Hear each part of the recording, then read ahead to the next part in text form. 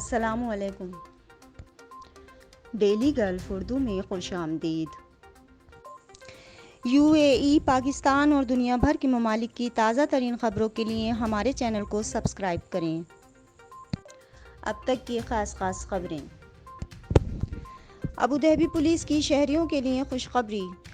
Abu Dhabi police نے کہا ہے کہ اب ایک ہی فیملی کے افراد کو 3 افراد کی حد کی خلاف ورزی کرنے پر جرمانے کے بغیر ایک ہی گاڑی میں سفر کرنے کی اجازت ہے۔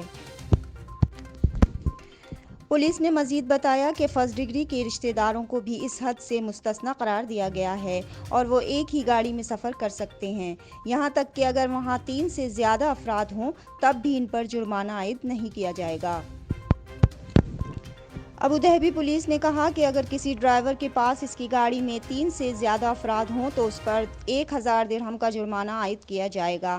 انہوں نے مزید کہا کہ اس طرح کی حد صرف ان ٹیکسیوں کے لیے ہے جو مسافروں کو اپنی ٹیکسیوں میں لے جاتے ہیں۔ پولیس نے کہا ہے کہ ایک ہی فیملی کے افراد کو اس حد سے پریشان ہونے کی ضرورت نہیں۔ اب تک کے لیے اتنا ہی۔ اگلے بلیٹن تک کے لیے خدا حافظ۔